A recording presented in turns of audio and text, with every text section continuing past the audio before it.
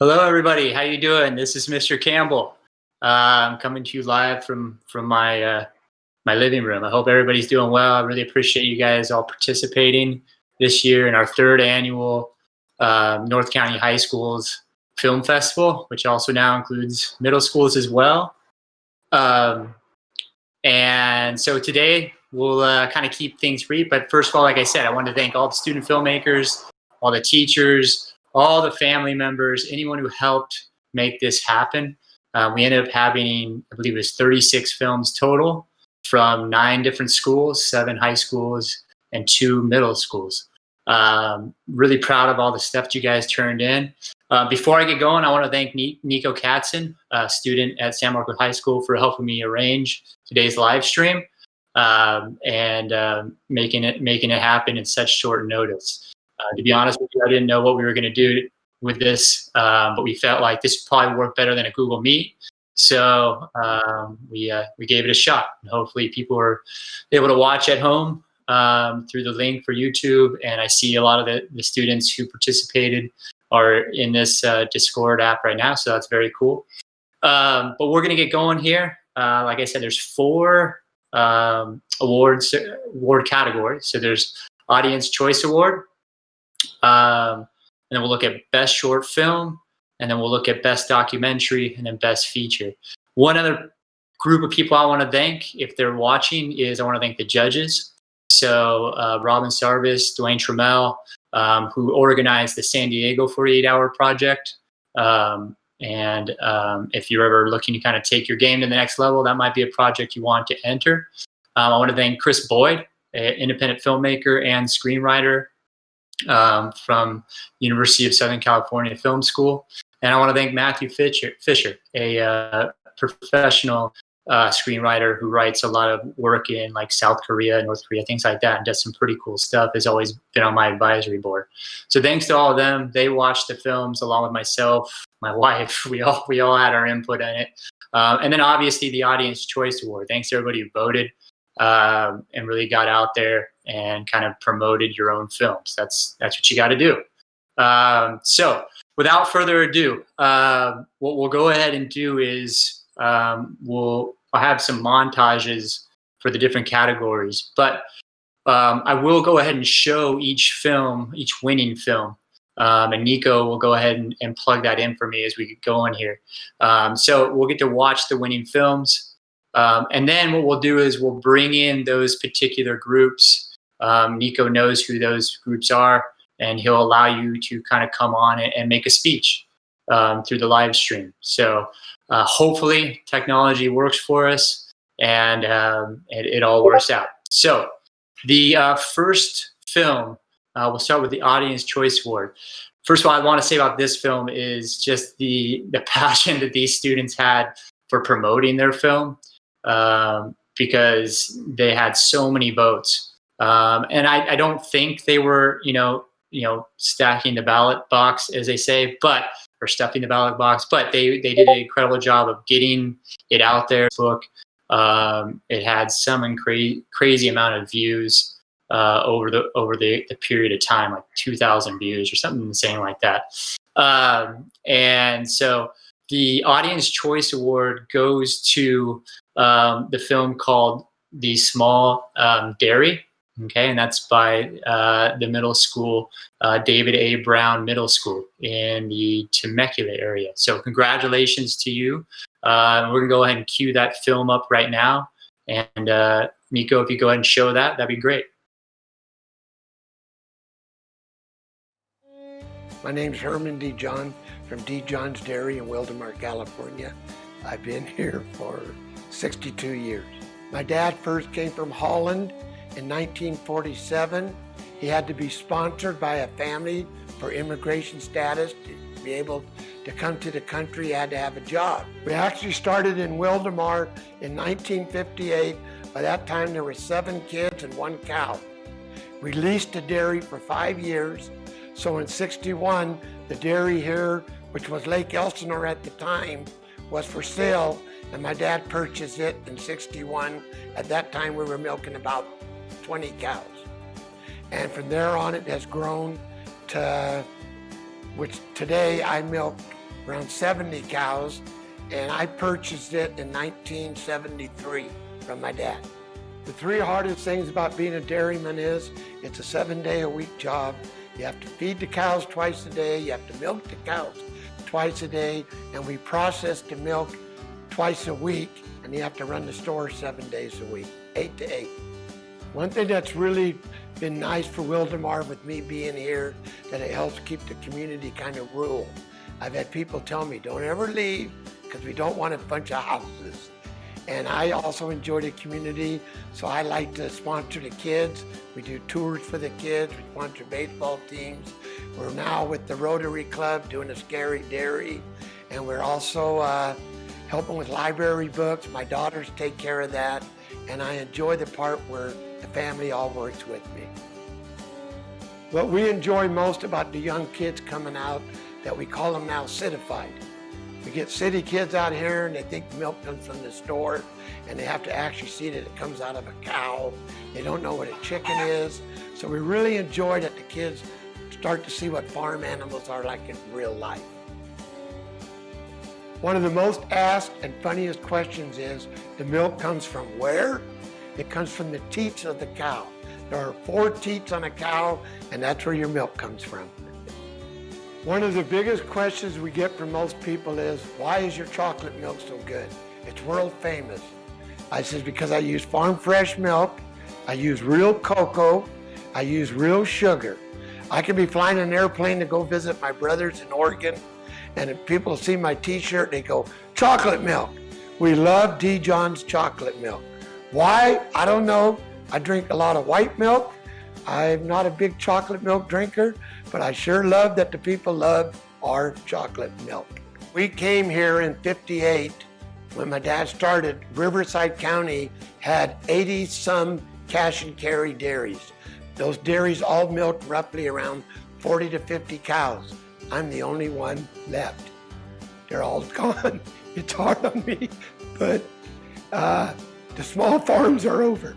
There's big commercial farms coming out, and the dairies now milk 7,000 to 8,000 cows, and they're mostly in the different states because California rules are getting stricter and stricter. So I would like to keep the small farm atmosphere in Elsinore and Wildemar for as long as possible.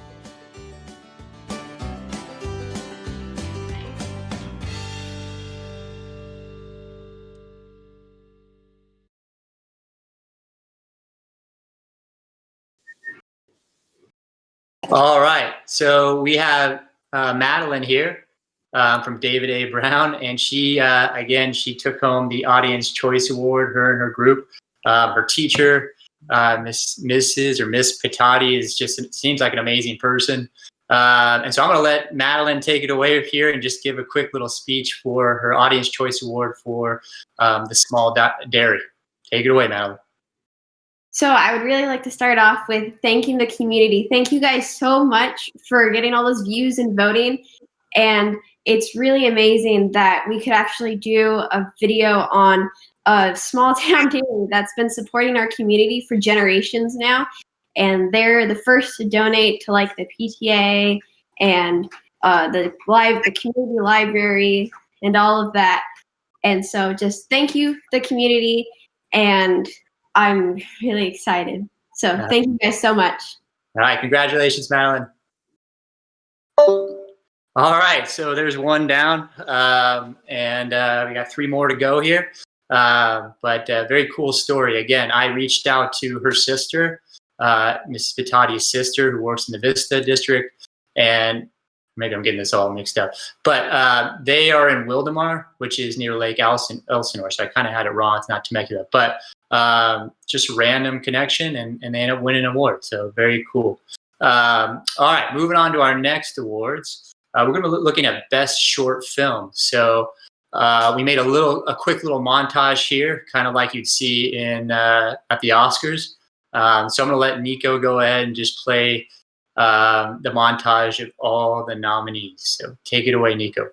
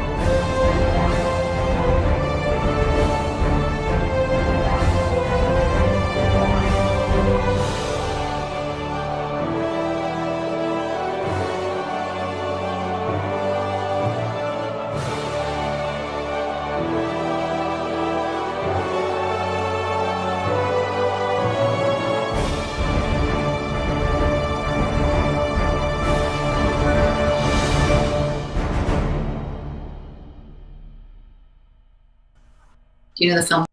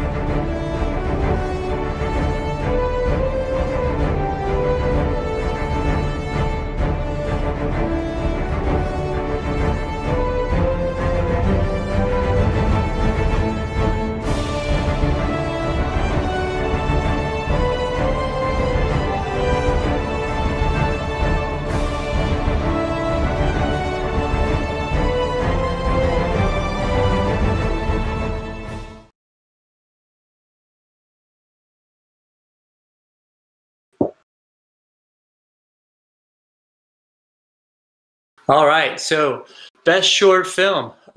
This film was just very powerful, and this student has submitted stuff to us before, and she really just got very, very honest with who she is, and kind of brought in her own footage from her childhood. And so the award goes to Isabella Adamos from Rancho Bernardo High School, and the film was called Whitewashed. So congratulations, Isabella. She was in the waiting room. She's dropped out for now. Maybe she's having technical issues, but congratulations to her, and to all the students who submitted short films. They were really well done. Boredom was really well done, and Promontory, I believe is how you say it, was really well done. How to Tie a Tie, K-Cups, and so on. You guys did an excellent job. It's hard to make a short film and tell a story in a very short amount of time. So kudos to all of you guys, and really well done. And we'll track down Isabella. Maybe she'll come back in. We'll get her in here for a speech. But for now, why don't we move on to the best documentary? All right. And so Nico's going to go ahead and play the montage of our nominees. Take it away, Nico. Oh, sorry. Before we do that, let's look at Whitewashed. Jumped ahead of it. All right. Ran off script. When you open the medicine cabinet in the living room bathroom, you will come face to face with 21 boxes of whitening soap. I counted. 22 if you include the bar and the bathtub. As a 4-year-old brown girl, I would play in my backyard, and before opening the sliding door, my grandmother cautioned, "Don't go under the sun." As a 4-year-old brown girl, I did not listen. I ran through my yard freely with a 4-year-old's fervor for exploration. After playing outside, my grandmother bathed me. Using the bar of whitening soap, I was not only cleansed of the dirt I played in, I was cleansed of my color.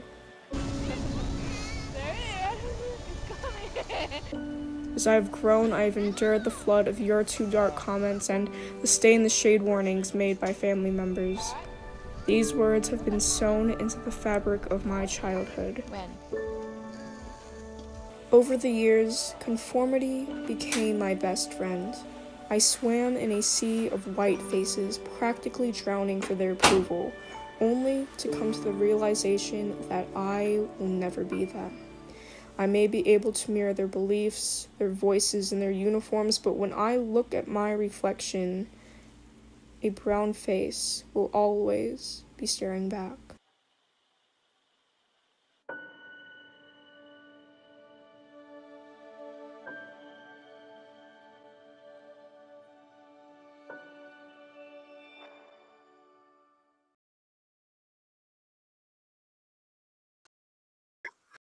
All right, Isabel, congratulations. Maybe she'll pop back in here. So that was Whitewashed, best short film. Now we will look at the nominees for the best documentaries. Okay, so Nico will play the montage. Take it away.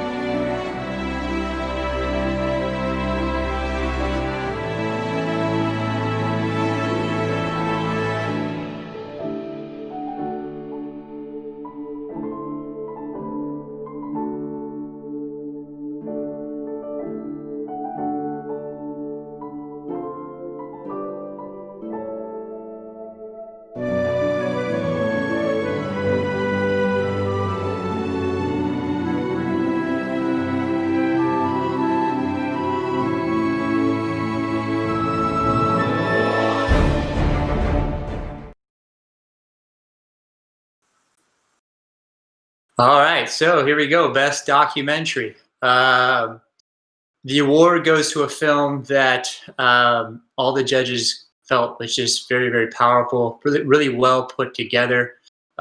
Excellent music choice, excellent use of B-roll, great interview, all the things that you kind of want to do in a documentary. And so the award goes to the film called Hidden Figure, and the filmmakers behind Hidden Figure were it's the Shelby Jacob story, Serena Hawkins, Ines Lopez, and Salami and Onofre. And I believe one of them is here to go ahead and accept their award. So if you were one of those young ladies, please go ahead and Nico will direct you to give your speech. And then he'll go ahead and play Hidden Figure. My name is Shelby Jacobs. I was born April 27th, 1935 in Dallas, Texas. Migrated to California as an 8-year-old. I was accustomed to the segregation in terms of housing and schooling and everything. As a matter of fact, I had to walk by a white school and a Mexican school en route to the black school. And as I progressed through high school, being an honor student and a 4-year athlete and class president, when my principal of the school found out that I had chosen engineering, he said, "Shelby, there are no black engineers. I recommend you take a trade." I responded to that by not saying anything to him. It didn't anger me. It was my first moment of what I consider divine intervention. I considered that he was telling me that the odds would be great, and I was willing to accept that challenge. And I wanted to pursue something that they said couldn't be done, in spite of the fact that that may be true. I wanted to prepare myself in case the doors ever opened, and they did. But my motivation was continually stimulated by the low expectations of people in general. They did not perceive that we could do things on the same basis, much as they had gone through in athletics and other things. We were kept out of a lot of things, presumed we couldn't do it. And in this arena, I was committed to proving, contrary to the assumption that we were not capable, were inferior of doing these things, and that was a constant motivator. Growing up in areas remote, I was totally unaware of NASA. And when I got involved in pursuing engineering based on academic excellence, I didn't have a clue what NASA was. Even when I started to work for North American, which became Rockwell, I didn't know they were contracted to NASA. That evolved afterwards. So I was kind of like a career chosen in the dark, truly blind faith. I hadn't a clue that I could be that. In fact, I was told that there were no black engineers, but I pursued it in spite of that. The technology that I was responsible for designing was a camera system that was provided, the cameras themselves were provided to us by NASA from prior programs. And I got the assignment to adapt that system to the Apollo, which was the most powerful vehicle we had ever undertaken, to make sure that the cameras would endure the environment in order to capture the film that were required to prove that the separation was in fact valid. The results of my work of installing these cameras on the Saturn, which was the second stage of the Apollo, was the iconic photos that we see of the inner stage separating and tumbling away in the distance, which was visual evidence that in fact it did not contact or in any way disturb the vehicle. But what you see is the iconic photograph of the Earth's curvature, and it kind of led to the resolution to the Earth is flat versus the Earth is round. I remember back sometime during Cesar Chavez where the phrase "si se puede."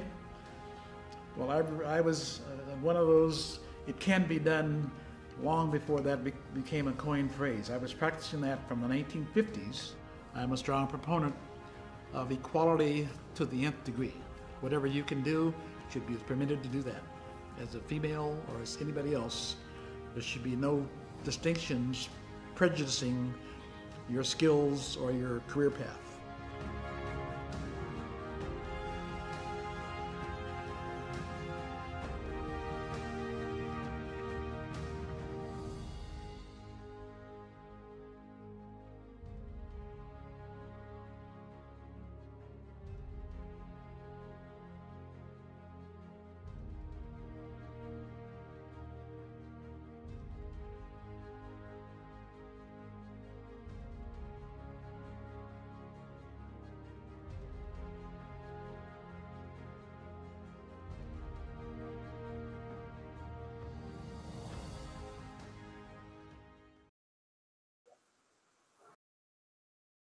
All right, everybody. So we have Serena here. She's going to speak to us. Her camera's not working, but a big congratulations to her for winning, and her classmates for winning Best Documentary. So Serena, take it away. Talk to us about Hidden Figure. Serena. I just want to say thank you for this amazing opportunity. Thank you to our teachers and our team. It was really important to us to tell Shelby's story because he didn't really get to tell his story back when they first landed on the moon. So we just really wanted to express that his story is very important. The message of our film is that, like, whatever your background is or your skin color, it doesn't matter. You can be successful, whatever you are. It doesn't matter. And we worked a long time on it, and we just we are really grateful for this opportunity. So thank you so much to our principal, Ms. DeSanto, our teacher, Ms. Duncan, to Shelby Jacobs himself, and to all of our team. Thank you. All right. Thank you, Serena. Have a great night, and congratulations again. Thank you. All right, moving on to the final award. This will be for the Best Feature. So I'm going to go ahead and let Nico start the montage of our films that were submitted. Take it away.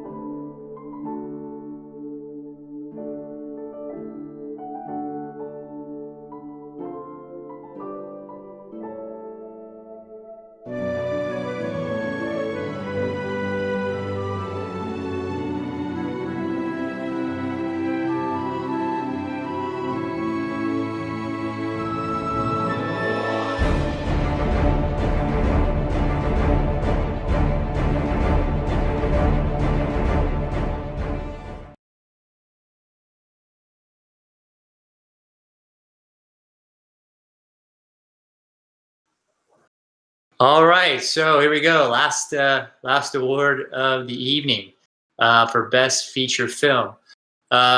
This film and this group, if I recall correctly, is one of the groups that won last year. And what sets them apart is great storytelling, incredible special effects, and just things you don't typically see in kind of high school student films. And so I got to read this because it's kind of a mouthful, just like last year. But this is the winner of the Best feature film. So the film is Lead Marbles of Sheath Madmen by Zane Adlam, Diego Dominguez, Rohan Keir, Brett Connor, Gary Malanga, Declan M. Kramer from Canyon Crest Academy. So congratulations, guys. We're going to go ahead and play your film right now, and we'll get a speech from you afterwards.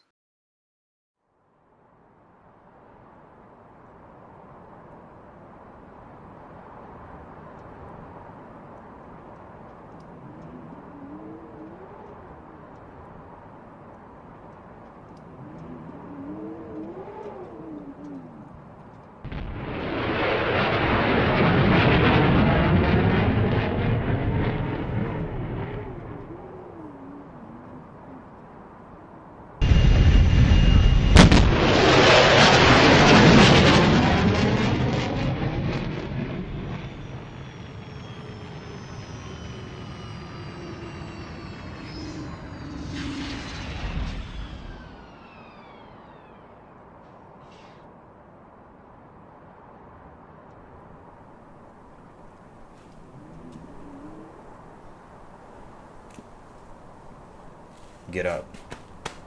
We're here.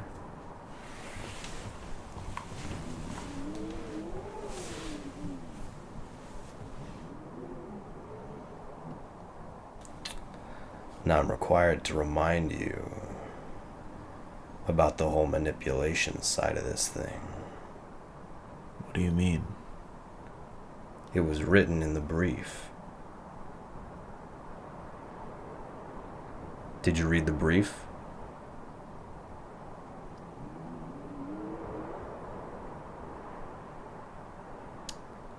When you get in there, it'll try best to convince you against the replacement. Do what you can to block it out. Or don't.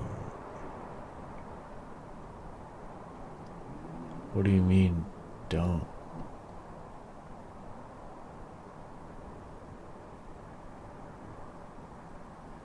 Though my God lives in me, he still writes laws.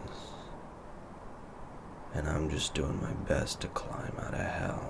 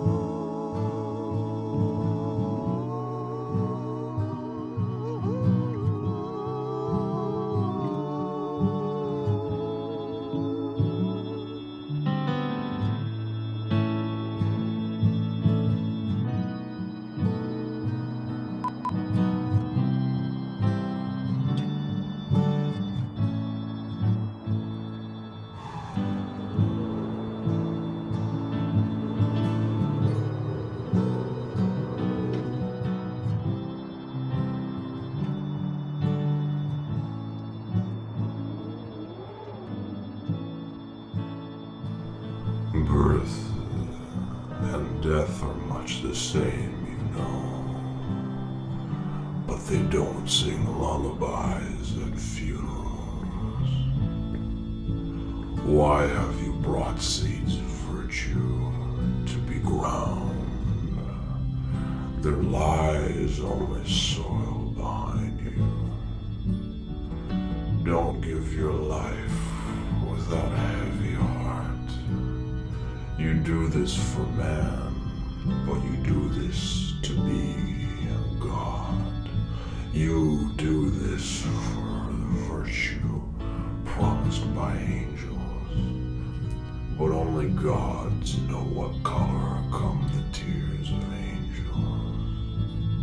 You come here in vain in search of virtue. You will not even find it trusting to do this for mankind.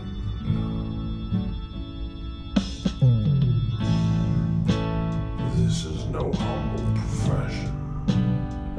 Don't hold yourself a simple man to take my place. You look for the eyes of God, knowing not. You left them at the first shedding of blood. Do you think you will find virtue, fulfillment, satisfaction? You will find a burning sensation in the hole your heart once held.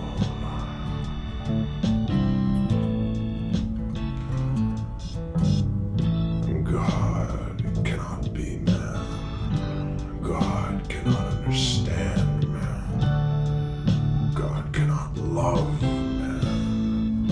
Why do you leave man for God? Why do you leave your heart for mine?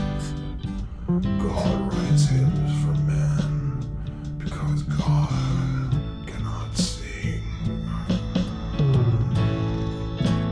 Child, your virtue stands near a sharp edge.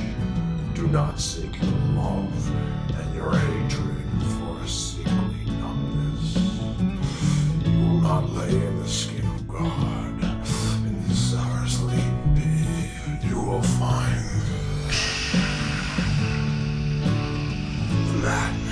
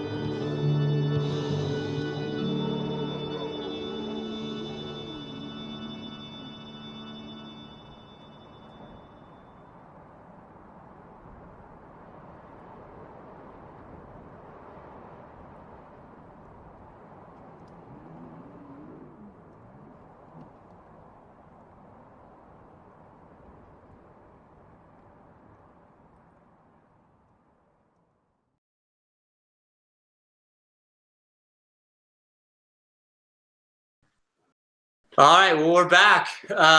Hopefully you guys enjoyed that. And again, we have a couple of the filmmakers here right now. So I'm just gonna go ahead and, first of all, here's your little award. But I do have a question for you. So, and I'm sure the other student filmmakers are curious, like, how did you do the special effects? So a lot of the special, like at the beginning with the city, that's all miniatures with like CG overlaid, just like with the lights and the fog. But then for the sets, like we wanted to build actual sets instead of having like a CG kind of green screen background, just to have to get a little more experience with working on an actual set. And where were the sets? Like in your backyard, or what?